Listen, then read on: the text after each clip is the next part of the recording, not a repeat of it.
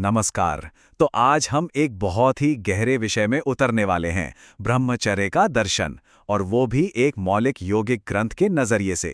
देखिए, ये एक ऐसा टॉपिक है जिसे लेकर बहुत सारी गलतफहमियां हैं, पर असल में ये योगिक साधना की बुनियाद का एक बहुत ही अहम हिस्सा है। सोचिए जरा, क्या यह मुमकिन है? हमारी सबसे बुनियादी, सबसे पावरफुल बायोलॉजिकल अर्ज, क्या उसे स्पिरिचुअल एनर्जी में बदला जा सकता है? सदियों से साधक इसी सवाल से जूझते रहे हैं, और मजे की बात यह है कि जिस ग्रंथ की हम बात कर रहे हैं उसका जवाब है एक जोरदार हाँ। वो कहता है कि ये न सिर्फ मुमकिन है बल्कि आध्यात्मिक तरक्की के लिए जरूरी भी है। तो चलिए देखते हैं कैसे। तो सबसे पहले एक बहुत बड़ी गलतफहमी को दूर करना जरूरी है। ब्रह्मचर्य का मतलब इच्छाओं को जबरदस्ती दबाना नहीं है। ये ग्रंथ इसे एक कला की तरह देखता है, ऊर्जा को दबाने की नहीं, बल्कि उसे बदलने की कला। अब यहाँ दो रास्ते साफ साफ दिखाए गए हैं। एक है दमन यानी सप्रेशन। ये कुछ ऐसा है जैसे आप किसी स्प्रिंग को दबा रहे हों। जितना दबाएंगे वो उतनी ही ज्यादा ताकत से वापस उछलेगा। इससे सिर्फ चिड़चिड़ापन और बेचैनी ही बढ़ती है। और दूसरा रास्ता है ऊर्ध्वपातन यानी सब्लिमेशन। ये एक पॉजिटिव प्रोसेस है।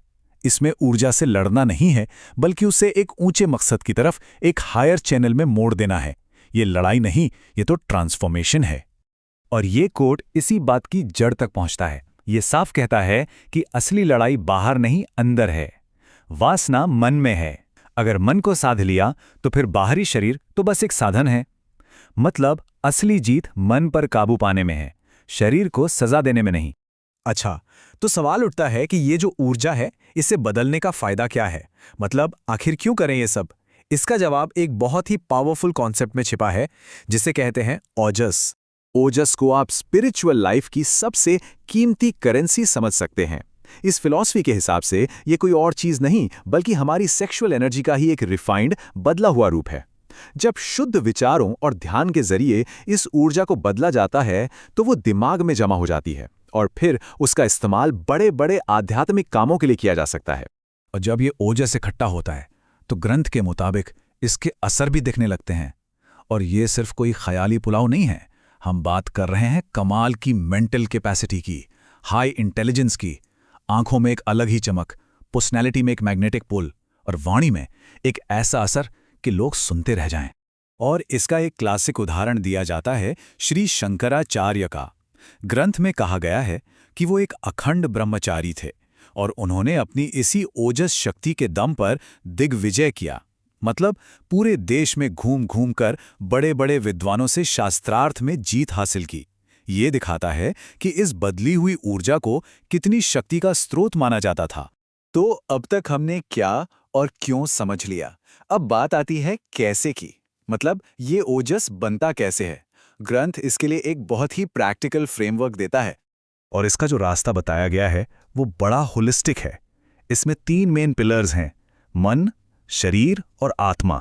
मन पर काम करने के लिए मेंटल रिफ्रेमिंग है, शरीर के लिए सही खाना और डिसिप्लिन, और आत्मा के लिए योग और प्राणायाम जैसी तकनीकें। और मजे की बात यह है कि ये तीनों अलग अलग नहीं, बल्कि एक दूसरे से गहराई से जुड़े हुए हैं।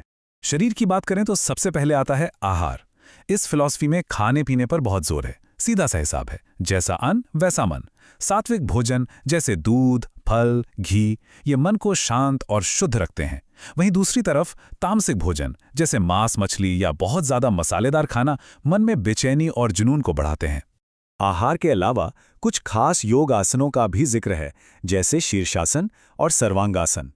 अब ये सिर्फ फिजिकल एक्सरसाइज नहीं है, इनके पीछे एक गहरा मकसद है। इनका मकसद है ऊर्जा के फ्लो को रिवर्स करना, उसे नीचे से ऊपर ब्रेन की तरफ ले जाना। और जो योगी ऐसा कर लेता है उसे ऊर्ध्वरेता योगी कहा जाता है। चलिए अब इस रास्ते के आइडियाज और इसकी जो कड़ी चेतावनियां हैं उन पर एक नजर डालते हैं। ग्रंथ में कॉन्सेप्ट आता है अखंड ब्रह्मचारी का। ये वो साधक है जो 12 साल तक, जी हां, पूरे 12 साल तक बिना टूटे ब्रह्मचर्य का पालन करता है। और ऐसा माना जाता है कि इस सिद्धि से उसका मन इतना ज्यादा शुद्ध और शक्तिशाली हो जाता है कि उसे आत्म साक्षात्कार यानी सेल्फ रियलाइजेशन तुरंत हो जाता है। अब यहां एक ऐसा व्यू पॉइंट आता है जो शायद सबसे ज्यादा कंट्रोवर्शियल है। यहां विवाह को एक बंधन कहा गया है, पर यह बात समझना बहुत जरूरी है कि ये जो कहा गया है ये एक सन्यासी या एक साधक के पर्सपेक्टिव से है, जिसका एकमात्र लक्ष्य आध्यात्मिक उन्नति है, ना कि एक आम गृहस्थ के नजरिए से। तो इसके पीछे का तर्क ये है कि अगर किसी का लक्ष्य सिर्फ और सिर्फ स्पिरिचुअल फोकस है, तो फिर दुनिया का सबसे मजबूत लगाव यानी सांसारिक प्रेम एक भटकाव बन सकता है। इसीलिए उस खास साधक के लिए इसे एक चेतावनी की तरह पेश किया गया है। तो फिर इस सब का एंड गोल क्या है? ये जो इतनी कठिन साधना है, इसका आखिर इनाम क्या है? देखिए, ये सिर्फ इच्छाओं पर काबू पाना नहीं है, लक्ष्य इससे कहीं ज्यादा बड़ा है। इस पूरे दर्शन में ब्रह्मचर्य खुद मंजिल नहीं है, बल्कि मंजिल तक पहुंचने का एक बहुत पावरफुल टूल है। और मंजिल है आत्मिक आनंद। ये वो अवस्था है जिसे इंसान के अस्तित्व की सबसे ऊंची अवस्था कहा गया है। एक ऐसा आनंद जो कभी खत्म नहीं होता, जो हर बंधन से परे है, जहां सिर्फ परम शांति और स्वतंत्रता है।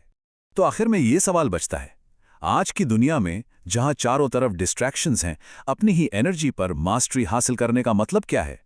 ये प्राचीन दर्शन हमें अपनी सबसे पावरफुल एनर्जी को समझने और उसे सही दिशा देने की एक चुनौती देता है। आज के कॉन्टेक्स्ट में इसके क्या मायने हो सकते हैं, ये एक सोचने वाली बात है।